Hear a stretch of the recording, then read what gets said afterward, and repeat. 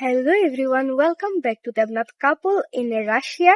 আজকে আরেকটা informative video নিয়ে চলে আসলাম। বর্তমান সময়ে রাশিয়াতে যারা স্টুডেন্ট ভিসা আসতে চাচ্ছেন সবারই একটা প্রশ্ন থাকে।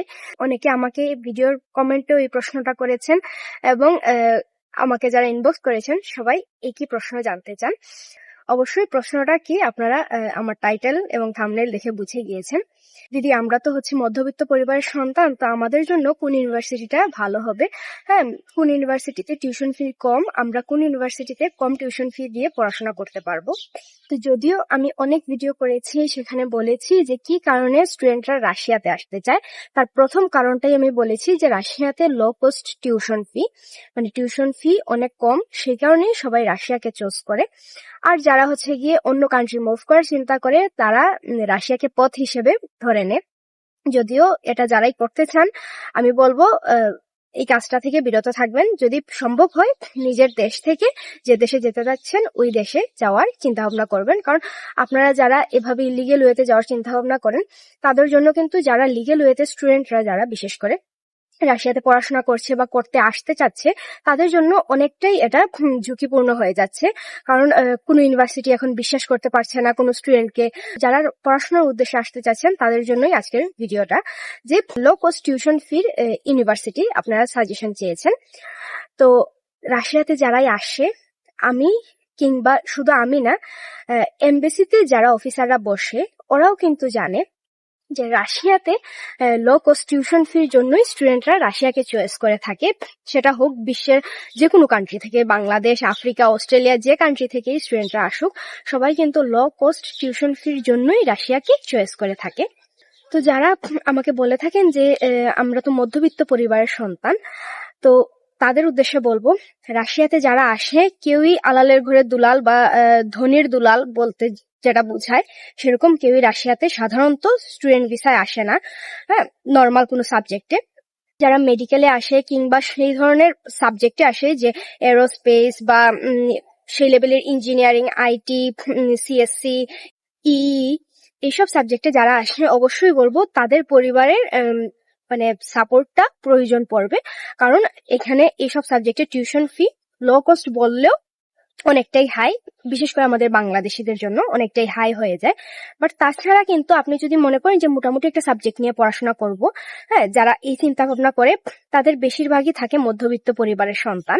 হ্যাঁ, কেউ ওইটা যেটা বললাম যে কোটি টাকার মালিকের সন্তান এসে এখানে ম্যানেজমেন্ট কিংবা ইকোনমিক্স কিংবা মানে হোটেল ম্যানেজমেন্ট যেটা বলে থাকেন সবাই, এসব সাবজেক্ট কেউ মধ্যবিত্ত কোনো পরিবারের সন্তান ছাড়া ওই রকম লেভেলের পরিবারের সন্তানরা এসে পড়াশোনা করে না। কারণ সবারই ব্যাকগ্রাউন্ড একটা চিন্তা ভাবনা থাকে যে আমি পরিবার থেকে কতটা ব্যাকআপ নিতে পারবো বা আমার পরিবারকে আমি কিভাবে সাপোর্ট করতে পারবো, এই চিন্তাটা সবারই থাকে। সেটা আমরাও জানি, আর যারা এমবেসিতে অফিসার থাকে ওরাও জানে।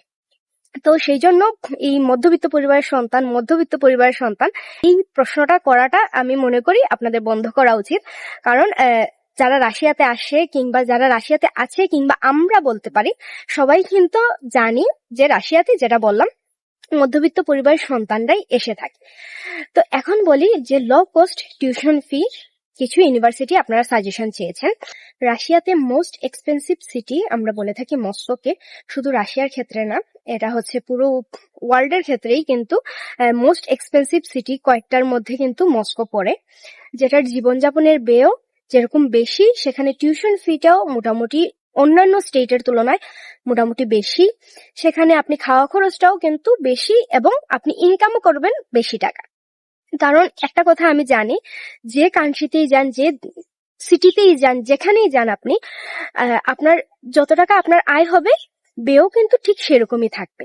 এমন না যে আমি লাখ টাকা আয় করব আর সেখানে আমার 10 টাকা ব্যয় হবে।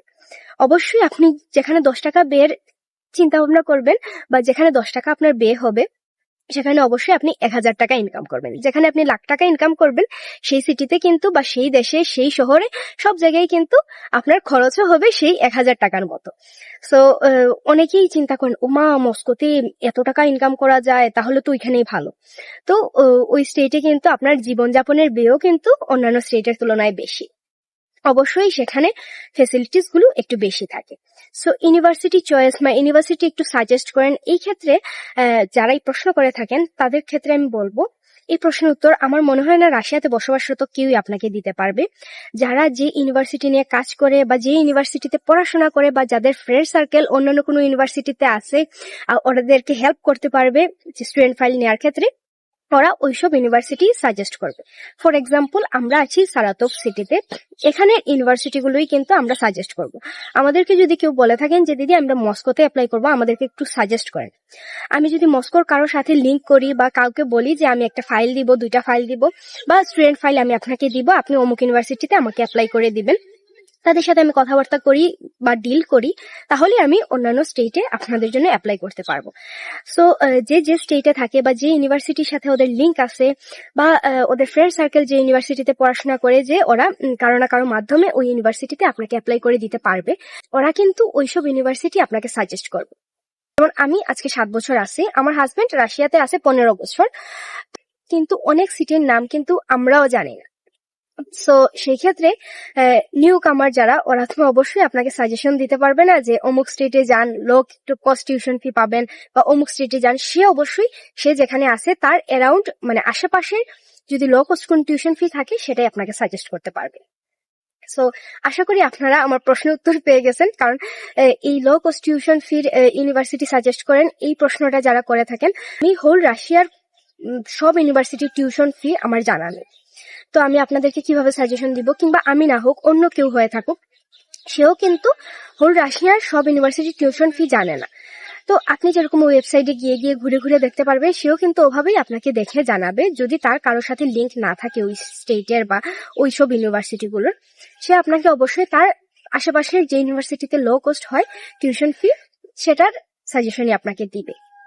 সো আশা করি আপনারা এই 2টা প্রশ্ন উত্তর পেয়ে গেছেন, যে এক, মধ্যবিত্ত পরিবারের সন্তান, কারণ যারা মধ্যবিত্ত পরিবারের সন্তান তারাই কিন্তু রাশিয়াকে বেশি চয়েস করে থাকে, কারণ এখানে কম খরচে পড়াশোনা করে দেন আপনি একটা ডিগ্রি নিয়ে চাইলে এদেশেই সেটেল হতে পারছেন, এদেশে একটা ভালো লাইফ লিড করতে পারছেন। আর যারা চায় যে আমি পড়াশোনা শেষ করে আরো বেশি উচ্চশিক্ষার জন্য অন্য কোনো কান্ট্রিতে যাব, ওই কান্ট্রিতে গিয়ে সেটেল হবো, কারণ সবার স্বপ্ন তো আর এক হয় না, যে কিংবা সবার ভাগ্যে তো আর সব দেশ থাকে না। সো যার যেরকম চিন্তা ভাবনা থাকে সে সেভাবেই পদক্ষেপ নিয়ে থাকে। তো আশা করি আপনাদের প্রশ্নের উত্তরটা দিতে পেরেছি। আজকের মতো ভিডিওটা এখানেই শেষ করব। নেক্সট ভিডিওতে আবারও আরেকটা ইনফরমেশন দিব, যেটার প্রশ্ন অনেক বেশি আমি পেয়ে থাকি। তো আজকের মতো এই ভিডিওটা এখানেই শেষ করলাম। সবাই ভালো থাকবেন, সুস্থ থাকবেন, টাটা।